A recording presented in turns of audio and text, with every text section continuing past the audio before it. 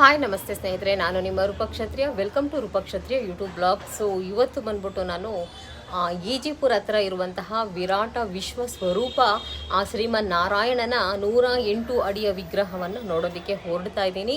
And ದೇವಸ್ಥಾನಕ್ಕೆ ಹೋಗ್ತಾ ಇದ್ದೀನಿ. ಆ್ಯಂಡ್ ಆ ದೇವಸ್ಥಾನದ ಆ್ಯಂಡ್ ಫುಲ್ಲು ಡೀಟೈಲು ಇತಿಹಾಸ ಏನು, ಆ ಕಲ್ಲು ಹೇಗೆ ಬಂದು ಆ ದೇವಸ್ಥಾನಕ್ಕೆ ಅನ್ನೋ ಪೂರ್ತಿ ವಿಚಾರವನ್ನು ನಾನು ಈ ವಿಡಿಯೋದಲ್ಲಿ ಹೇಳ್ತಾ ಇದ್ದೀನಿ.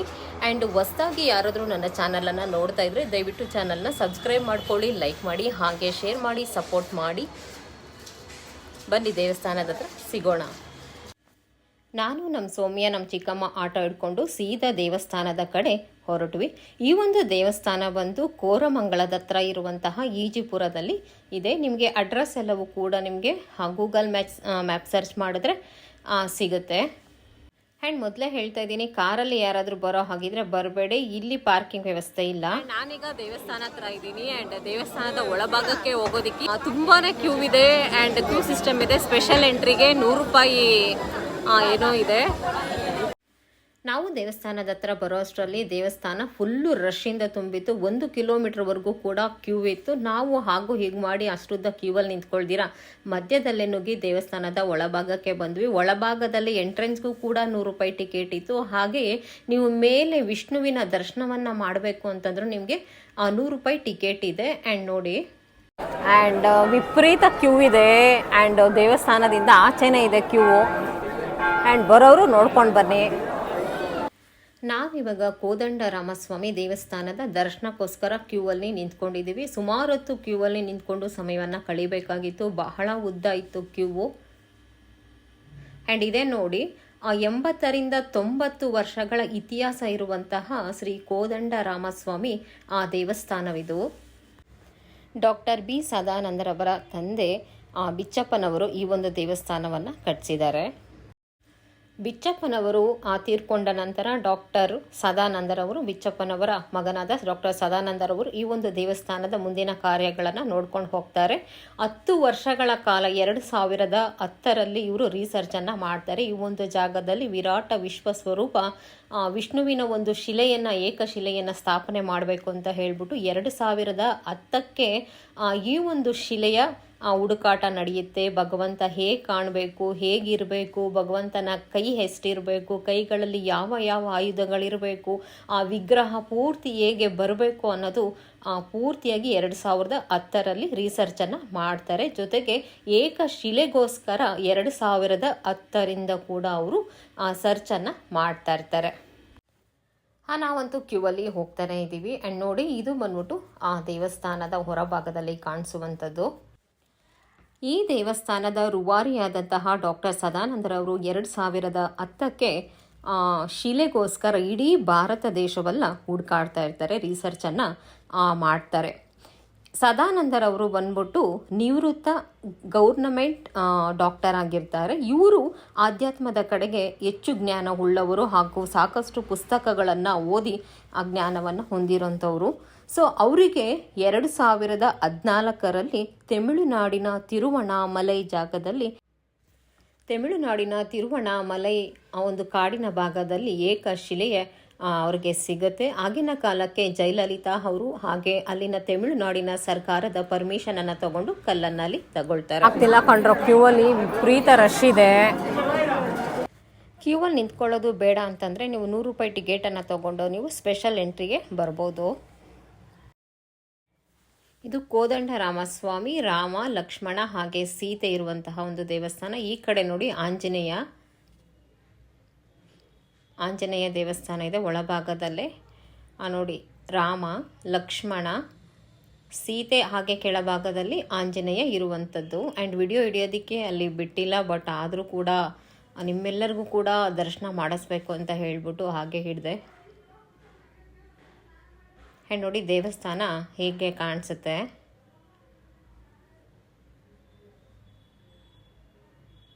ಇದೆಲ್ಲವೂ ಕೂಡ ಕೋದಂಡರಾಮಸ್ವಾಮಿ ದೇವಸ್ಥಾನ ಗೋಪುರ. ಅಲ್ಲಿಂದ ಆಚೆ ಬಂದಮೇಲೆ ನಮಗೆ ಶ್ರೀಕೃಷ್ಣನ ಒಂದು ಬಾಲಕೃಷ್ಣನ ಒಂದು ದೇವಸ್ಥಾನ ಕೂಡ ಇದೆ. ಶ್ರೀ ಕಾಳಿಂಗ ಮರ್ದನ ಕೃಷ್ಣ ಒಳಭಾಗದಲ್ಲಿ ನಾನು ದೇವಸ್ಥಾನದ ಮಾಡೆಲನ್ನು ತೋರಿಸ್ಬೇಕು ಅಂದ್ಕೊಂಡೆ, ಬಟ್ ಅಲ್ಲಿ ಪರ್ಮಿಷನ್ ಕೊಟ್ಟಿಲ್ಲ ಒಳಗಡೆ ಹೋಗೋದಕ್ಕೆ. ಜನ ವಿಪರೀತ ರಶ್ ಇದ್ದಾರೆ ದೇವಸ್ಥಾನದಲ್ಲಿ. ಕ್ಯೂ ಅಲ್ಲಿ ನಿಂತ್ಕೊಂಡು ಬರೋಷ್ಟರಲ್ಲಿ ಸುಸ್ತಾಗ್ಬಿಡುತ್ತೆ. ನಿನ್ನೆ ಏನೋ ರಥೋತ್ಸವ ಮಾಡಿದ್ದಾರೆ, ಸೊ ಹಾಗಾಗಿ ವಿಪರೀತ ಜನ ಇದೆ. ಆ ದೇವಸ್ಥಾನದ ಹತ್ರನೇ ಇರುವಂತಹ ಕಲ್ಯಾಣಿ.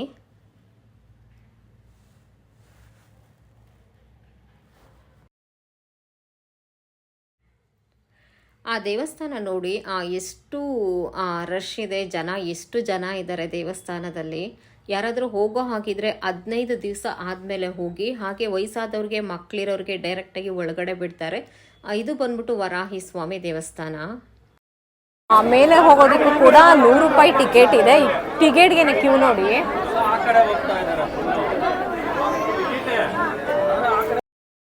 ಈಗ ಟಿಕೆಟ್ ತಗೊಂಡು ಮೇಲೆ ಹತ್ತಾ ಇದ್ದೀವಿ. ಆ್ಯಂಡ್ ನಿಜ ತುಂಬಾ ರಶ್ ಇದೆ. 100 ರೂಪಾಯಿ ಟಿಕೆಟ್ ತಗೊಂಡ್ರು ಮೇಲೆ ದೇವರನ್ನ ನೋಡೋದಕ್ಕೆ ತುಂಬ ರಶ್ ಇದೆ. ನಿನ್ನೆ ರಥೋತ್ಸವ ಕೂಡ ಆಗಿದೆ. ಆ್ಯಂಡ್ ನೋಡಿ, ಇದು ಹಿಂಭಾಗದಲ್ಲಿ ಕಾಣಿಸುವಂತಹ ದೃಶ್ಯ, ಆ ಶಿಲೆಯ ಹಿಂಭಾಗದಲ್ಲಿ ಕಾಣಿಸುವಂತಹ ದೃಶ್ಯ. ಇದು ಬಂದು ಆ ದೇವಸ್ಥಾನದ ಗೋಪುರದ ಮುಂಭಾಗ ಆ ರಥೋತ್ಸವ ನಡೆದಿದೆ.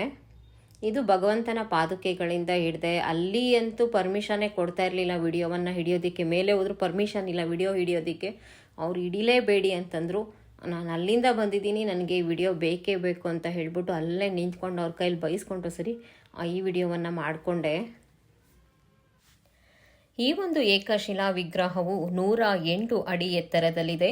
11 ತಲೆ, 16 ಕೈ, 40 ಪರಿವಾರದ ದೇವತೆಗಳು, ಭೂಮಿ, ಸಪ್ತ ಸಮುದ್ರ, ಸಪ್ತಲೋಕ, ಸೂರ್ಯ, ಚಂದ್ರ, ನದಿಗಳು, ಪರ್ವತಗಳು, ಹಲವು ವಿಶೇಷಗಳನ್ನು ಒಳಗೊಂಡಿದೆ. ಫೋಟೋ ವಿಡಿಯೋನ ಇಲ್ಲಿ ಹಿಡಿಯೋದಕ್ಕೆ ಬಿಡ್ತಾ ಇಲ್ಲ. 108 ಅಡಿ ವಿಗ್ರಹದ ಹಿಂಭಾಗದಲ್ಲಿ ಇದ್ದೀನಿ ನಾನೀಗ. ಆಮೇಲೆ ಇದು ಬಂದು ಕೋದಂಡರಾಮಸ್ವಾಮಿ ದೇವಸ್ಥಾನದ ಗೋಪುರ ಮೇಲ್ಭಾಗದಲ್ಲಿ ಕಾಣಿಸುವಂತಹ ದೃಶ್ಯವಿದು. ಒಂದು 80ರಿಂದ 90 ವರ್ಷ ಇತಿಹಾಸ ಇದೆ ಈ ಒಂದು ದೇವಸ್ಥಾನಕ್ಕೆ. 2014ರಲ್ಲಿ ಏಕಶಿಲೆಯನ್ನು ಪತ್ತೆ ಹಚ್ಚಿ 2018ರಲ್ಲಿ ಈ ಒಂದು ವಿಗ್ರಹಕ್ಕೆ ತಮಿಳುನಾಡಿನಲ್ಲಿ ರೂಪರೇಷೆಗಳನ್ನು ಕೊಡ್ತಾರೆ. ಮುಖ ಹಾಗೆ ದೇಹದ ಕೆಲವು ಭಾಗ ಮಾತ್ರ ಕೆತ್ತನೆಯಾಗಿರುತ್ತೆ. 2019ರಲ್ಲಿ ಈ ಒಂದು ವಿಗ್ರಹವನ್ನು ನಮ್ಮ ಬೆಂಗಳೂರಿಗೆ ತಗೊಂಡ್ಬರ್ತಾರೆ. ಇದರ ಪೂರ್ತಿ ಕೆತ್ತನೆ ಕಾರ್ಯಗಳೆಲ್ಲವೂ ಕೂಡ ನಮ್ಮ ಬೆಂಗಳೂರಿನಲ್ಲೇ ನಡೆಯುತ್ತೆ. ಅದೇ ದೇವಸ್ಥಾನದಲ್ಲಿರುವಂತಹ ನವಗ್ರಹಗಳಿದು.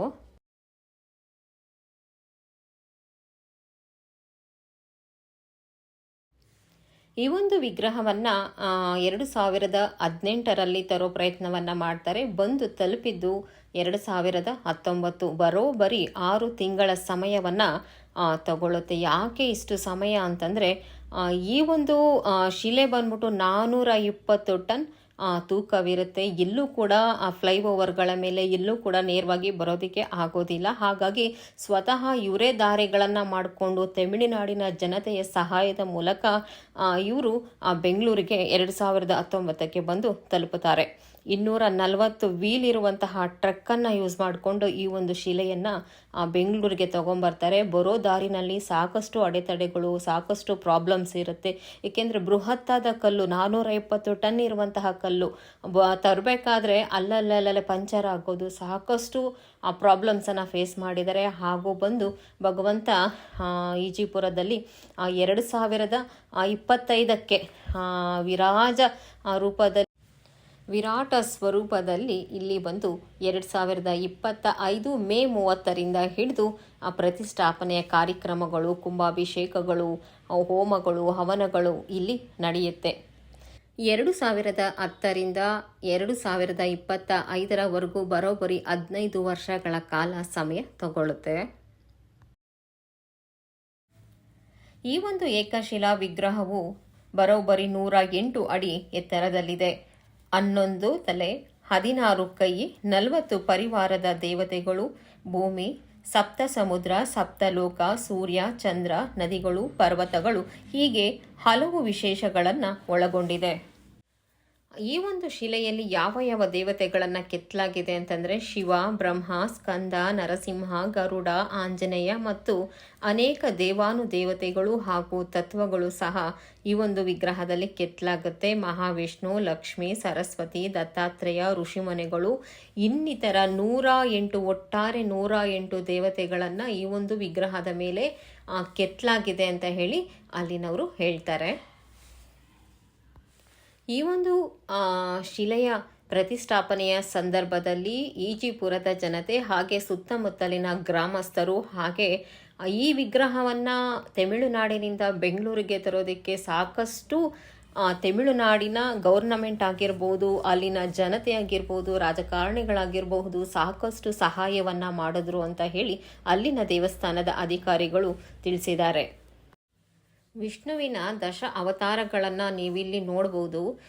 ನಿಜ ಹತ್ರದಲ್ಲಿ ನಿಂತ್ಕೊಂಡು ನೋಡುವಾಗ ಅದರ ಫೀಲಿಂಗ್ಸು ಬೇರೆ. ಇಡೀ ಭಾರತ ದೇಶದಲ್ಲಿ ಇಡೀ ವಿಶ್ವದಲ್ಲೇ 108 ಅಡಿಯ ವಿಷ್ಣುವಿನ ದಶ ಅವತಾರ ಹೊಂದಿರುವಂತಹ ವಿಗ್ರಹ ಎಲ್ಲೂ ಇಲ್ಲ. ಇದೇ ಮೊಟ್ಟ ಮೊದಲ ಬಾರಿಗೆ ಈಜಿಪುರದಲ್ಲಿ ಪ್ರತಿಷ್ಠಾಪನೆಯನ್ನು ಮಾಡಿರುವಂಥದ್ದು. ದೇವಸ್ಥಾನವನ್ನು ಪ್ರತಿಷ್ಠಾಪನೆ ಮಾಡಿರುವಂಥ ಜಾಗ ಕೂಡ ಬಹಳ ಚಿಕ್ಕದಾಗಿದೆ. ಯಾಕೆಂದರೆ ಸುತ್ತಮುತ್ತಲೂ ಕೂಡ ಬರೀ ಮನೆಗಳೇ ಇದೆ. ಆ್ಯಂಡ್ ದೇವಸ್ಥಾನ ಒಂದಷ್ಟು ಭಾಗದಲ್ಲಿ ಮಾತ್ರ ಇದೆ. ಈ ಒಂದು ದೇವರನ್ನು ತಗೊಂಬರೋದಕ್ಕೆ ಹಾಗೆ ಕೊಟ್ಟವಾಗಲೂ ಕೂಡ ಸಾಕಷ್ಟು ಕೆಲವು ಮನೆಗಳನ್ನೆಲ್ಲ ಒಡೆದು ಆ ನಂತರದಲ್ಲಿ ಅವ್ರಿಗೆ ಪ್ರತಿಷ್ಠಾಪನೆ ಆದಮೇಲೆ ಅವ್ರಿಗೆ ಮತ್ತೆ ಮರು ನಿರ್ಮಾಣವನ್ನು ಕೂಡ ಮನೆಗಳನ್ನು ಮಾಡಿಕೊಟ್ಟಿದ್ದಾರೆ ದೇವಸ್ಥಾನದ ವತಿಯವರು.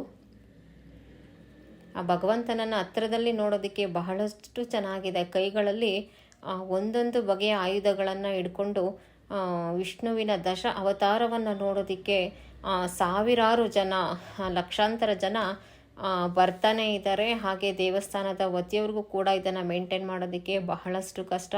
ಬೇರೆ ಬೇರೆ ರಾಜ್ಯಗಳಿಂದ, ಭಾರತದ ಬೇರೆ ಬೇರೆ ಭಾಗಗಳಿಂದ ಈ ಒಂದು ವಿಗ್ರಹವನ್ನು ನೋಡೋದಕ್ಕೆ, ಶಿಲೆಯನ್ನು ನೋಡೋದಕ್ಕೆ ಬರ್ತಾ ಇದ್ದಾರೆ. ಎಲ್ರಿಗೂ ಕೂಡ ಒಂದು ಆಸೆ ಇದೆ, ಇಂತಹ ದೊಡ್ಡ ವಿಷ್ಣುವನ್ನು ಕಣ್ ತುಂಬಿಸ್ಕೊಳ್ಬೇಕು ಅಂತ. ನಾನಿದ್ದೀನಿ ಈಗ 108 ಅಡಿ ಎತ್ತರದ ವಿಷ್ಣುವಿನ ಮೂರ್ತಿಯ ಎದುರುಗಡೆ ಇದ್ದೀನಿ.